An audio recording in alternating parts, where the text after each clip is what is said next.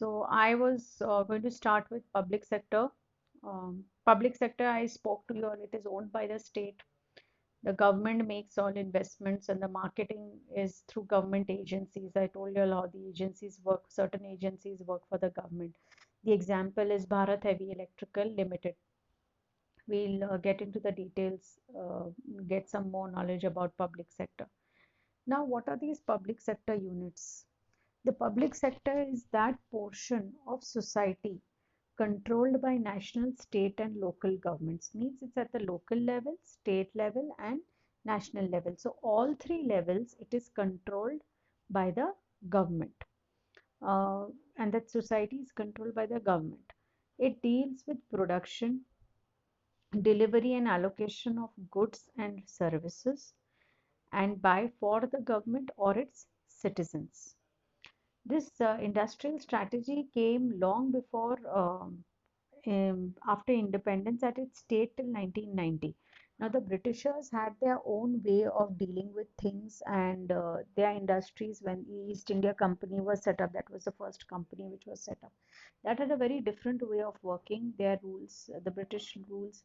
But once the Indian Constitution was formed, we progressed and advanced and we made some alterations, and industrialization was revolutionized uh, in after decade or 10 years. All the other alterations were made as and how we progressed.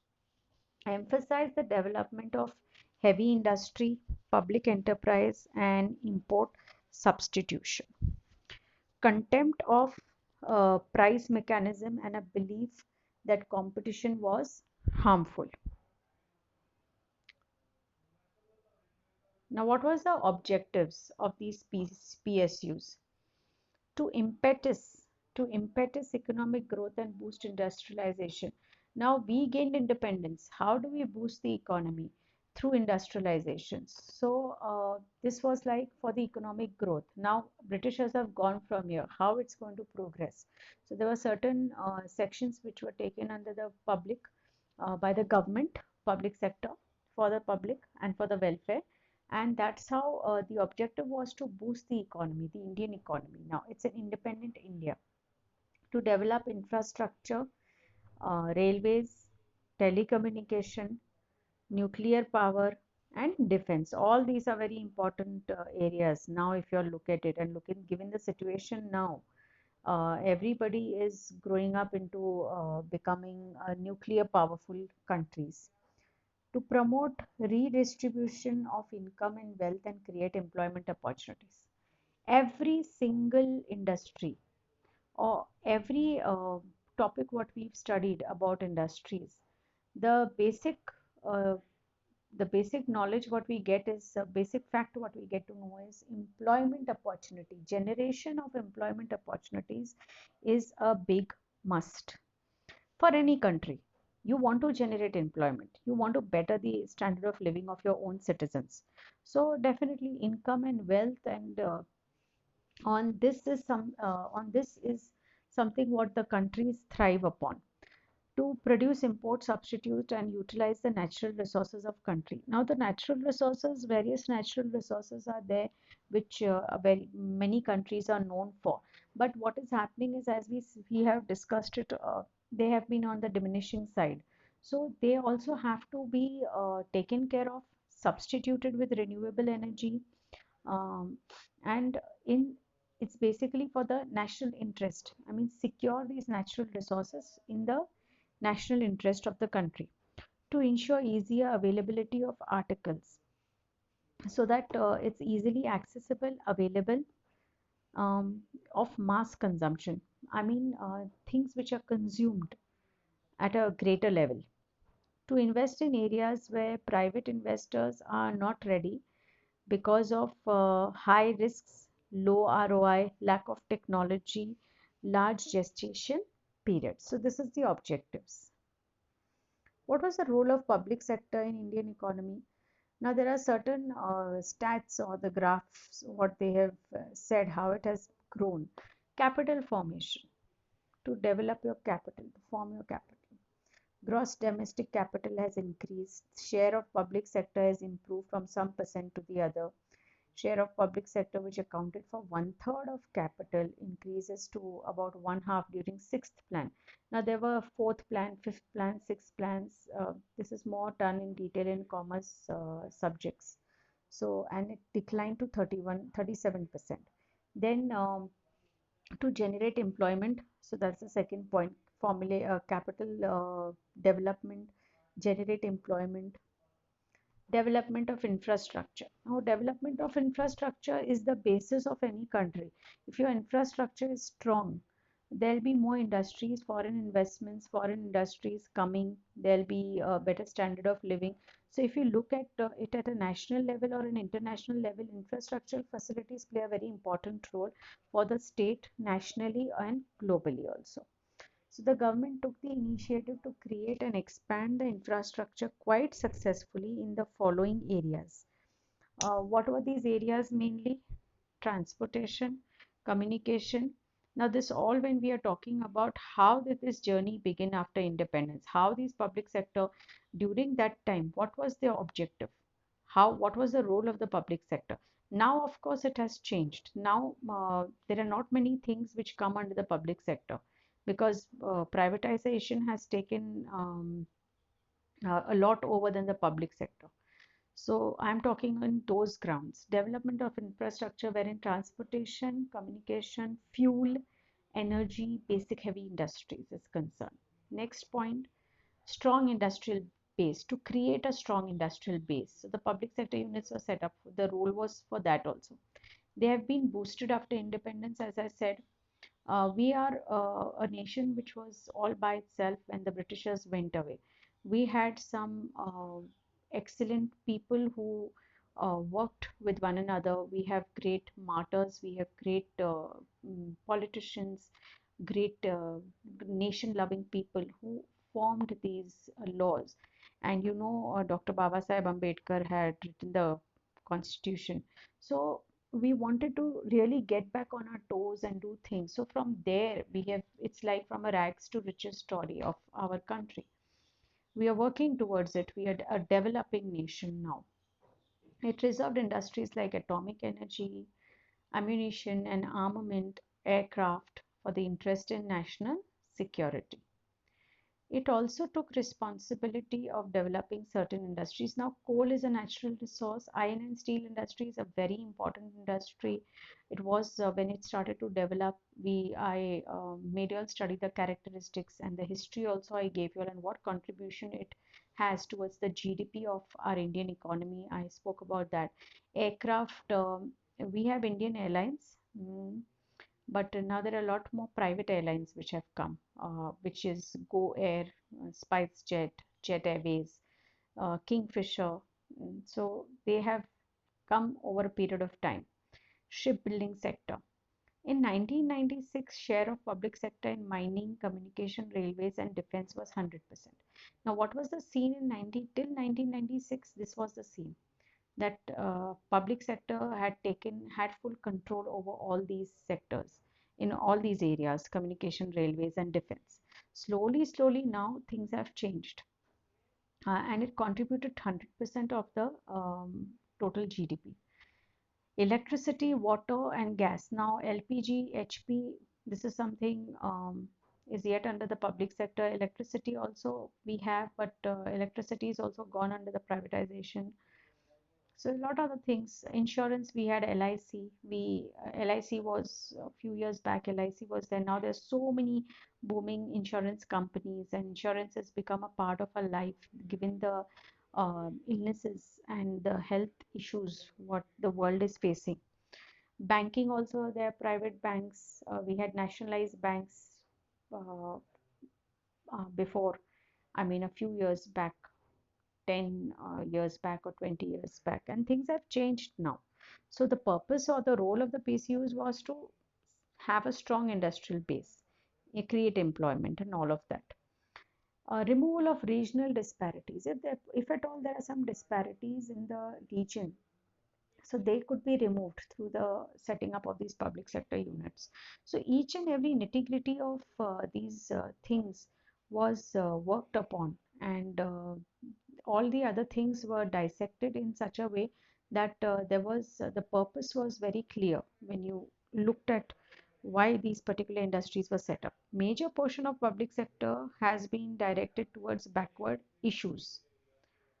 All the major steel plants were established in backward states. Now, we know as a matter of fact, till today, this is the same story going on, that there are states which are really backward. Even today, Bihar, UP, MP, during this COVID situation, you'll have seen there's so many migrant workers from all over the country who went back to their home state, that was UP and Bihar, because the infrastructure is not good.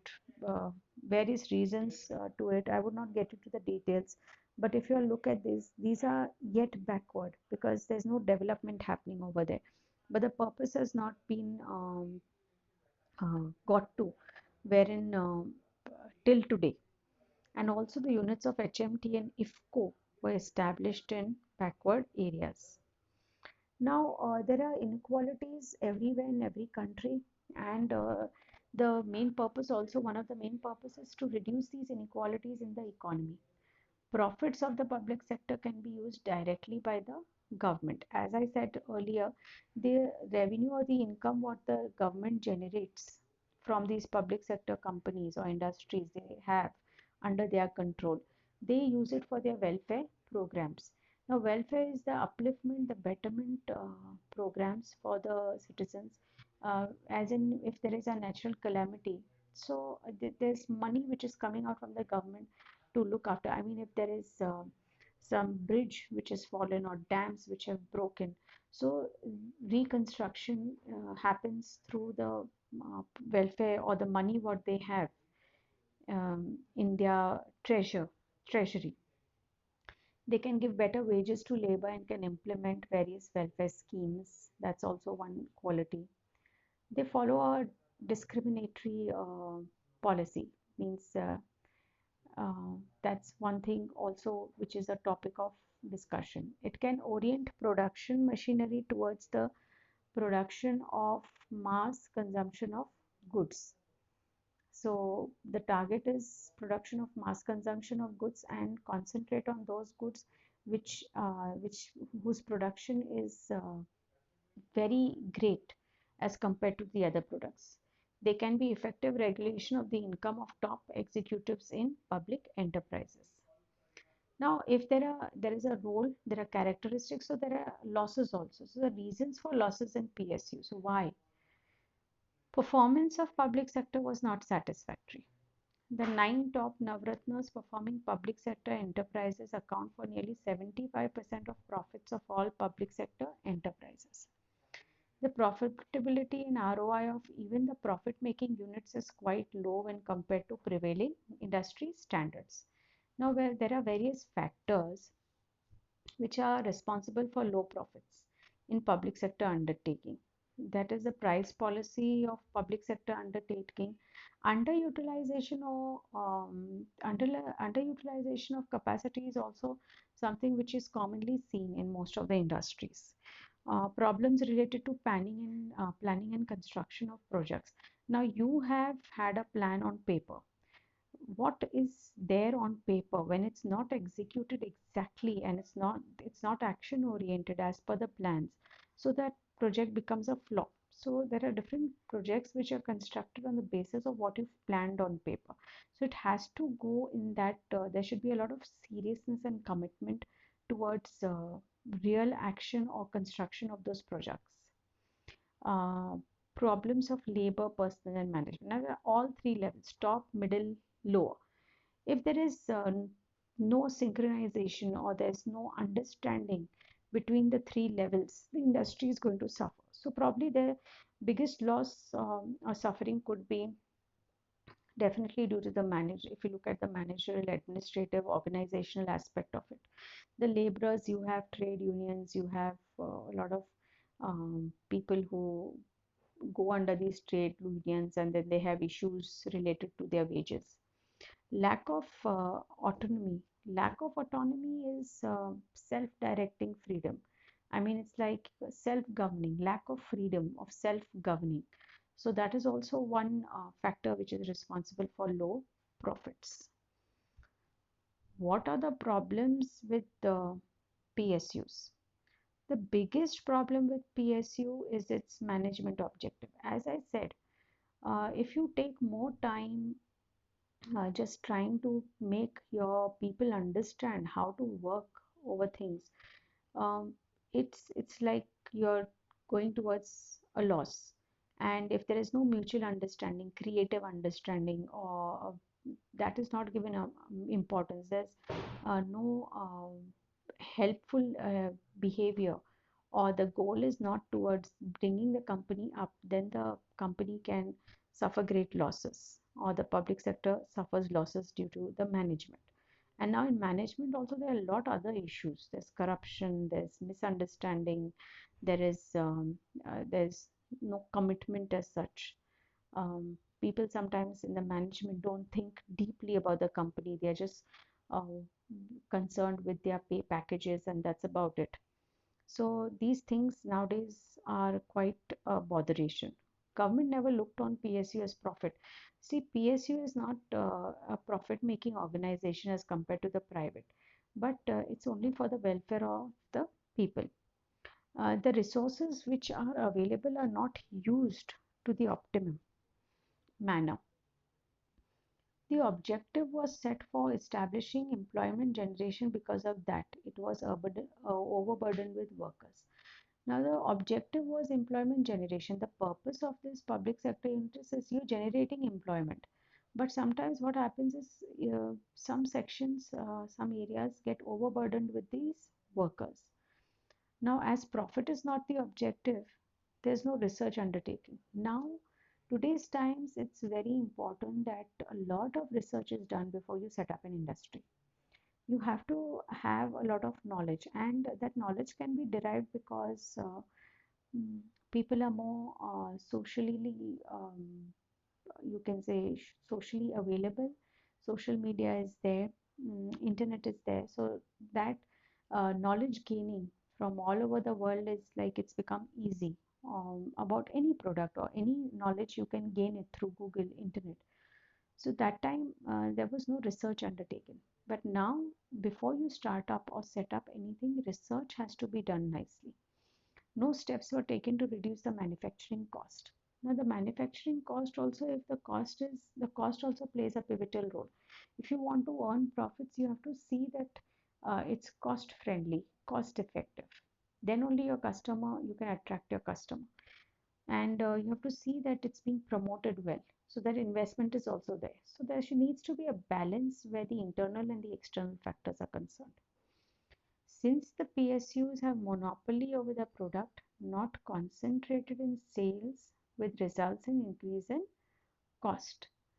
So you don't concentrate your efforts in sales. So what happens is there is inevitably it ends up not cost friendly, but very difficult wherein the cost is concerned. Then frequent changes in management. Now, frequent changes, as I just spoke to you all, the top level management were not sure as to how long they will be heading a PSU. If your job or the person appointed at that position um, is not being given that comfort or that authority that yes, you are here for that much time, that person does not develop interest in developing the in going further with the goals and objectives of the PSU or the industry. Despite having capability, they concentrated on short-term benefits. Yes, students nowadays we are very short-sighted. We want things which are quick, fast, easy money, and don't want to waste time. Uh, Benefits should be short-term. I don't mind if at all everything what I get is for now. I'm not going to think about the future. So this line, I mean, we are working on those lines, and most of the people now today work on those lines. So sustainability is not there. If you gain experience when you're in a certain industry, with that experience, you can grow, you can get promotions, you can get incentives, and you can contribute a lot more to the development of that particular industry, resulting in losses in long term. This continuous change uh, in the managerial, operational, organizational, administrative, skills or the area or the workers. So then that becomes a problem. Selection of unsuitable sites. Now, right in the beginning, when we did location of an industry, what are the factors which are to be considered for the location? So there was this site, the land, the place where you choose to set up an industry, that plays a very important role. That's what they're talking about. If that land selection is not right, you've lost half the battle right in the beginning itself. So no amount of other inputs are going to help it. So you have to be very, very, very particular about the site what you choose. Sometime for the sake of balanced regional growth, unsuitable sites were selected, which also resulted in losses. So definitely you're going towards a loss if at all you're not settled for a proper site where everything is easily available and all those terms, all the factors which are needed to set up an industry. Nationalization of loss-making units. Now, loss-making units is to keep employment alive. Many times government uh, acquired loss-making units but couldn't turn them to profit. Government sometimes take these sick units, loss-making units, and think that okay, we can turn it into a profit-making institution. So most of the times it doesn't turn up to be like that, because there are a lot of things which go into it, and in the process probably if there is any uh, distraction, or if things are not done correctly at any level, this turns to be a loss making unit again. After acquisition, problem of loss is not solved. So once you acquire, you're working towards profit making, but that is not done. Autonomy, I spoke about it. It's like governing, self-governing. Lack of autonomy was one of the major reasons for losses in PSU. Self-governing, you have to be self, as in motivated, where you want to work towards the betterment of this sector. As the management and PSUs did not have autonomy to make decisions, decisions were often made late. Now, suppose if you don't have authority to take decisions at that spur of the moment, and your decisions are delayed, the whole process gets delayed. And then when your decisions are made in haste, your company could suffer. There could be losses. So your decisions have to be on time. Time plays a very important role. Decisions taken on time make a industry very successful. So this also plays a very important role. Now, what is the conclusion? The journey which started, it was in 1956 with that intention of having heavy investments in PSUs. So it basically they wanted, I mean, when after independence, when we started to give strength to industrialization, because it was considered like, and it is still today considered the backbone of Indian economy. Engineered the growth of Indian infrastructure and heavy industry. So definitely it make progress in that. Provided a solid base to private entrepreneurs to invest in. There could be private entrepreneurs who are ready to invest in it. If you look at any country, any part of the world, then sometimes we do talk about particular countries, they have the best infrastructure. So we know of those like America, Australia, Japan has bullet trains, and look at their rail system is amazing. We are going to come up with our own bullet trains very soon, and we've taken the help of the Japanese technology, and we are working on those lines. So electricity, roads, railway tracks, canals. If I may say so, city of canals. One of the European countries is considered city of canals. The canals are really clean. Steel industry, I don't need to talk more about it. Bridges and dams, real good bridges, solid bridges, dams, and dams are built where really they need to be built, not just unnecessarily built and broken, or put them down all of a sudden. So that's planning. And when a country has planned its infrastructural facilities or infrastructure very well, you will see 75% of success in that particular country, because infrastructure plays a very important role. If you look at from the global point of view or the national point of view. Next, what we are going to do is private sector. Now, private sector is what? The name speaks for itself. Private sector is owned by a private individual, a person. Individual can take it up or do it in partnership with someone else. The profits what they get from this of what the sales have been made, it belongs to that individual or those partners who owns the manufacturing unit and who makes the capital invest. I have invested in my unit or in my industry. I am going to reap the benefits of it. Over here, the government and the state have no role to play. They can't interfere in my internal affairs. I have my way. Okay, there are policies to set up or licenses which we need to set up industries. That is a different thing. But once my industry is set up, the internal matter, the management and the profits and how I'm going to go about the production, the distribution, the manufacturing, that is all of my concern. Over there, the state and central does not interfere at all. They have no role to play. The Tata Iron and Steel Company is the example of private sector. Now this is TISCO. Tata. When we talk about Tata, I mean there's great amount of respect oozing out for an respectable industrialist, Mr. Ratan Tata.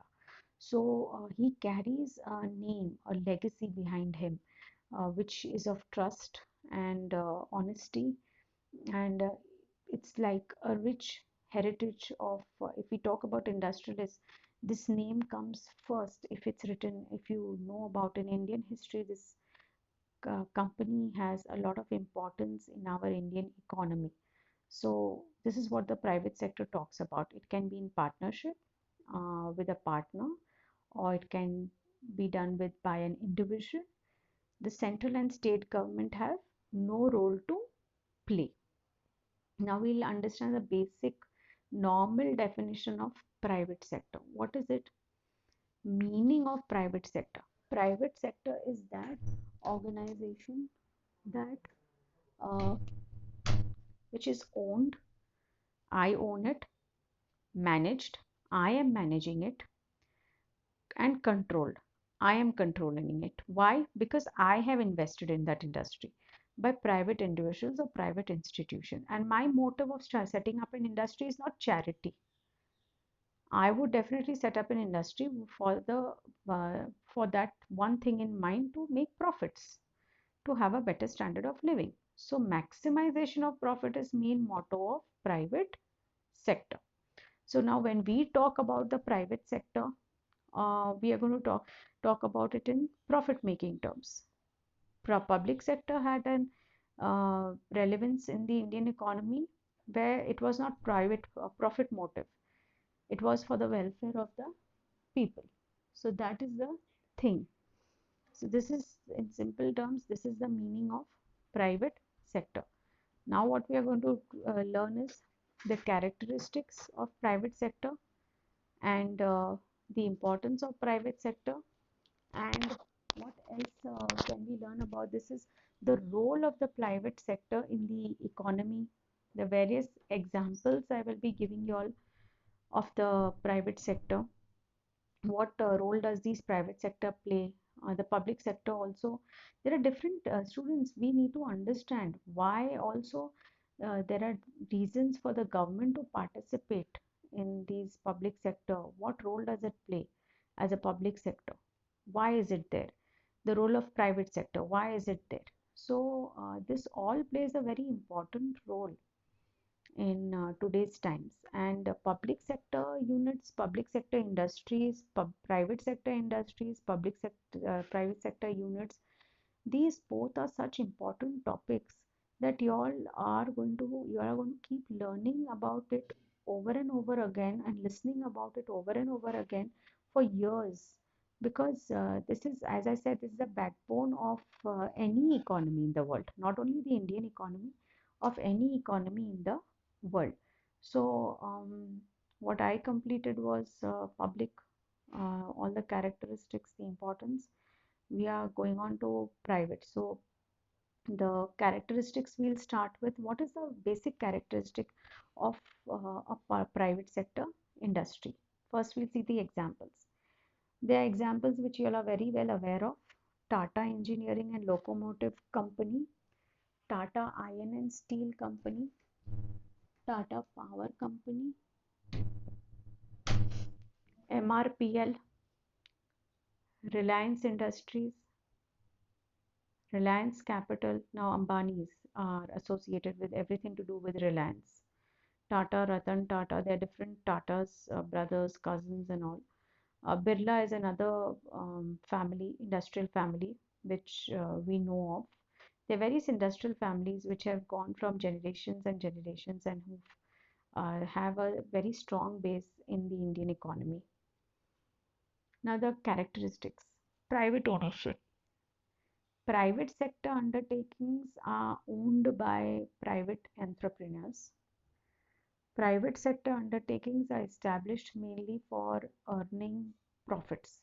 Yes, that's the only motto. As I said, I am owning it, I'm going to manage it, I'm going to control it, and I'm going to look after the whole thing, the whole setup. So, whatever I get as what income I generate from this industry is my personal. So, there's no say of any sort of government in it. Independent management. The management of private undertakings fully vests in the owner, whoever is the owner. They can be partners also, mind you, students. It's not only a personal, an individual, a private individual, it can be in partnership also, where the government has no stakes. Okay, you have just formed the company and you've gone through the legal procedure, the legal prerequisites of forming the company, and after that, it's your baby. You are going to take care of it. So that's the private sector. Those services of professionals can be undertaken for management. Now, in private sector, you'll have seen Infosys. Mm, it's a private company. Now, it's the founder is Narayan Murthy, Nilekani, Mr. Nilekani.